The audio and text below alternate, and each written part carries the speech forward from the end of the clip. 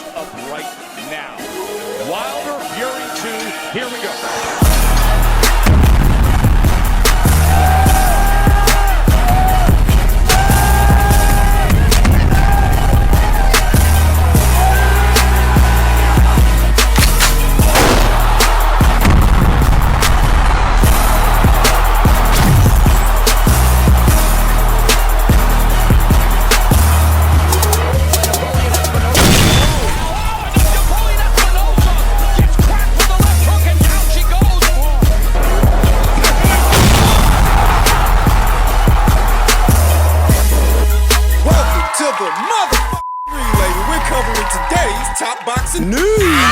Okay, we'll start with this. Newly crowned WBA bantamweight champion Jamie Mitchell, from right here in the US of A. She posted this via her Instagram account. It reads, "Yo, man, I spent a week in the UK. The people in Liverpool are so freaking nice, man. The whole experience from Sunday to Sunday, it's just incredible. I have a phenomenal team. Shout out to my team. You all did an amazing job with me, and it showed last night. Thanks so much to all my fans, friends, and family who are supporting me to this point. And I'm thankful for all of the new fans I picked up this week. I really wanted to stop Shannon Courtenay last night, but I remain undefeated, and I'm now WBA champion of the world in the climb to the top of my pinnacle in my professional career. I was able to perform in front of 2.1 million people last night. I'm still in shock, but I know this is a big deal. I know I can't please everyone, but I hope that you all liked my performance. I know when you become champion, you automatically get a price tag on your head, so believe me, I will take 2 days off and be right back in the gym, perfecting my craft and sharpening my tools." Jamie Mitchell understands the assignment.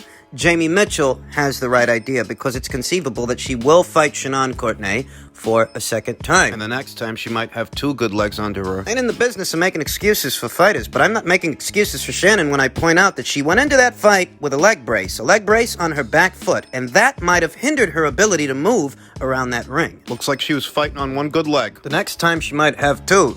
The former champion herself posted this via her Instagram account. It reads, "Sometimes when you're in there, it feels like you've done enough to get the win, but obviously that wasn't the case last night. Congratulations to Mitchell and her team. The better woman won. Enjoy being world champion. It's the best feeling in the world. I now need to address a couple of issues outside of the ring that I've been dealing with privately so that I can be 100% for the rematch to make sure I win my world title back. Thank you to everyone for the support, and sorry to anyone I've let down, but I promise you I'll be world champion again soon. Thank you to my incredible team. Without them, I wouldn't have coped the last couple of months. It's been a very difficult time for me, and thank you to my loyal sponsors. I'm forever grateful to have you."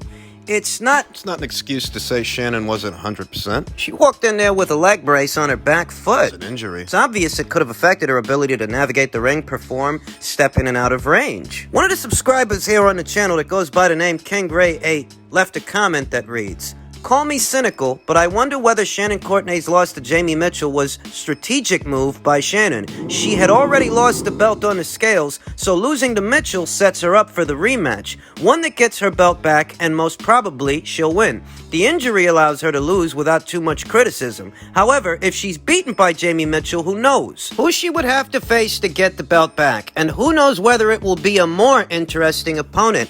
And I think King Ray is onto something. However, I think that it wasn't losing to Jamie Mitchell that was a strategic move. It was blowing the weight. Losing the title on the scales was the strategic move. If she was going into that fight injured, if she knew going into that fight that there was something wrong with her back foot, it could hinder her ability to perform, and it's a good chance that maybe she loses to Jamie Mitchell on Saturday. She'd need every advantage she could get. In layman's terms, I don't think that Shannon lost to Jamie Mitchell on purpose. I think she blew the weight on purpose, and she blew the weight on purpose because she needed every advantage she could get. She knew she'd be fighting injured. And she knew that if she lost, she could always have a rematch with Jamie, an immediate rematch. With 2 good legs under her instead of just 1. If there were anything clandestine going on, I'd have to say that's the version of this theory I'd go with. That maybe the reason Shannon Courtenay blew the weight was because she knew she'd be fighting injured. There was something wrong with her back foot. With 2 hours left, you'll notice that Shannon didn't bother trying to make the weight. She said, fuck it. You'll also notice Shannon Courtenay herself highlighted some issues she's having outside of the squared circle, outside of the ring, she wants to address so that she'll be 100% for the rematch. I'm not making excuses for her. I'm not in the business of making excuses for fighters or running interference for Shannon Courtenay, though it's no excuse to highlight that there was something wrong with her back foot because Shannon is characteristically a more mobile fighter, a moving target. In this fight with Jamie Mitchell, who's not a characteristic pressure fighter. Shannon was a sitting duck. And Jamie Mitchell was able to capitalize on that. She was able to exploit it. That in no way, shape, or form diminishes Jamie's victory over Shannon, but it does characterize it. It does explain it.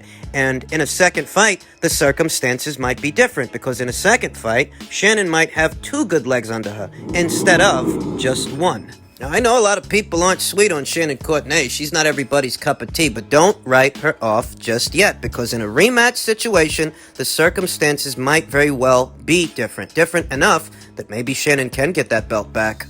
In other news, on the heels of this weekend's big heavyweight contest, Mike Coppinger took to Twitter and stated, "You know what? Even if Anthony Joshua loses to Alexander Usyk again, Deontay Wilder versus Anthony Joshua is a massive fight." I saw Rob Tebbutt of Boxing Social express a similar sentiment, and I have to agree, both of those guys, they're not off base. If Deontay Wilder could pull himself together after 2 back-to-back losses, knockout losses, to rebound and return to action against one of his stablemates ahead of what could be a Joshua showdown, it would still be a big fight. It would be a big fight without the belts. The thing is, can Wilder do that? After 2 systemic beatings, emphasis on systemic beatings, not flash knockouts. Systematic. Systematic and sustained beatings are the kind of beatings that stay with you regardless of the outcome of a match, regardless of the outcome of a fight. Sustained beatings take years off careers and sometimes end them. The 2 beatings that Deontay Wilder suffered at the hands of Tyson Fury aren't beatings I'm sure he can recover from. Not fully. He'll never be the same fighter that he was. That's where all the excuses came in. A coping mechanism for having suffered a loss that left him changed as a fighter and as a man. That's what all of that was. Post-fight, Wilder wasn't a gracious sportsman. He didn't embrace Tyson Fury in solidarity, who wanted to give him his flowers immediately after the fight. A lot of people are reacting to that. Some people are going up to bat for him, some aren't, though ultimately that's besides the point in this conversation, because in this conversation, what that accents is Wilder's inability to move on. You can't fix problems you won't address. Not if you're in denial about them. Post-fight, Deontay Wilder's friend and trainer, Malik Scotch, had some very interesting comments. He said, "I've always said he's not good. He's very good and damn near great. After tonight, I'm going to consider him a great fighter. Much respect. Wilder was great. Fury was greater. The best man won." He gave Fury the flowers Wilder wouldn't. In reference to Wilder, he said, "He's good. I took him into his room. We saw the doctor afterwards. Everything was cool. He got a busted lip. He broke his hand, broke his finger or knuckle, but life goes on." He added, "Deontay looks at Fury as a man he had serious issues with concerning allegations and things he'd seen. After they released all that energy, he still felt the way that he felt, i.e., he still couldn't move on." Now, leading up to the fight, just before it, meticulous inspection from Deontay Wilder and members of his team went into the gloves they would be using the night of the fight. And last we heard, everything was A-OK. Everyone was happy with everything, Wilder's team included, and all systems were go. And with that, he doesn't have glove tampering or conspiracy theories to lean on for his latest loss to the same guy that he accused of cheating last year. It's a tough pill to swallow. Wilder don't want to take his medicine. Tyson Fury himself said, "He's got no love for me, Deontay Wilder. You know why? Because I beat him 3 times. I'm a sportsman. I went over to him to show him some love and respect, but he didn't want to give it back. That's his problem." It's not unusual for professional rivals after a fight, pugilism, to become good friends, embrace each other in solidarity. I mean, look at Eric Morales and Antonio Barrera. Those guys hated each other when they were pros. These days, they have a podcast together. A good one. Morales and Barrera. That's not a place that Deontay Wilder's in psychologically, even though he's had enough time, ample time to reflect, approximately 19 months from the second fight. Tyson Fury added, "I just said, well done." And he said, "I don't want to show any sportsmanship or respect." I said, "No problem. Very surprised. Sore loser. Idiot." When broaching the subject of what could be Deontay Wilder's return, if he does return. Some people think he won't. You can't overlook this. You can't gloss over that Deontay Wilder hasn't moved on. He hadn't moved on, I should say. And in order to rebound off his latest loss, he'd have to, because until he does, he's going to be stuck in that place, that dark place to where he's got to convince himself that there was this major conspiracy against him implicating the Nevada State Athletic Commission, the World Boxing Council, Mark Breland, Anthony Durrell, Kenny Bayless, Tyson Fury. Created a fantasy to cope with the laws. Couldn't deal with the reality of it. If he can't deal with the reality of it, can't address the problems, thus he cannot correct them. You talk about Deontay Wilder potentially moving on from this to have other major fights, other big nights with other big names, and that's what all of that hinges on, his ability to accept the loss and move on. And I'm not sure, given everything that's happened, that he can do that. It's a tough pill to swallow. He doesn't want to take his medicine. It was a tough pill to swallow 19 months ago. I'd wager it's an even tougher pill to swallow after his latest loss. 2 sustained beatings. That ended in 2 knockouts. That's not helping the situation. I question Wilder's punch resistance at this point, I do. Every time Fury touched him with a shot, Deontay Wilder looked like a deer in the headlights. He really didn't take those punches well, and I understand that those are shots coming from a 277-pound man, but he looked genuinely buzzed, genuinely hurt, his equilibrium. The guy was exhausted after 3 rounds. He was just running on fumes after a while, and credit to his toughness, trying to hang in there. But if you look at this fight objectively, it wasn't a contest for very long. After a while, it was just Tyson Fury battering Deontay Wilder. It's almost like he was carrying him. Because Wilder looked ready to go for a while. He looked like a shot fighter, and I understand that it took a lot of shots, a lot of punishment. I understand that it took 3 knockdowns before he finally got him out of there. But let me tell you something, even a shot fighter can exhibit a lot of courage and a lot of heart. That's what Wilder did.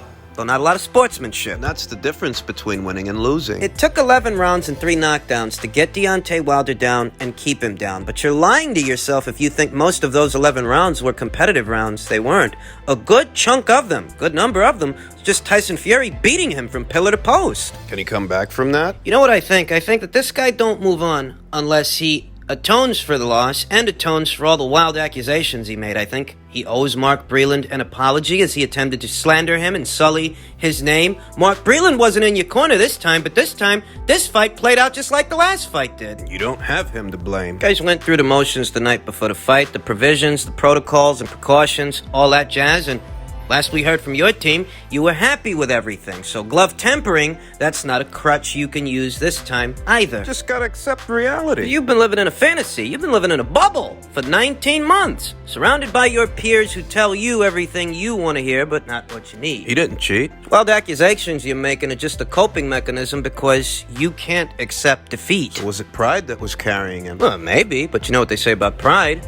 Pride comes just before the fall. Deontay Wilder's pride would not allow him to accept what was offered to him to fight Anthony Joshua. He turned to Tyson Fury as an alternative. Thus, his ultimate undoing Came by his own hand. brought this on himself. Tyson Fury wasn't his mandatory challenger. He never owed that guy a title shot. He volunteered to defend his title against him, and that's how all of this got started. I hate to break the news to you guys, but Tyson Fury wasn't a top 10 heavyweight when Wilder decided to fight him. He was a guy who was on the rebound. Whatever Tyson Fury went on to become afterwards, after that initial fight, was as a result of Deontay Wilder affording him that opportunity. Wilder picked a cherry and it blew up in his face. And I don't expect him to atone or acknowledge that anytime in the near future and make peace with it. And finally, what very quickly fell into the background on the heels of yesterday's big heavyweight title fight, the main event.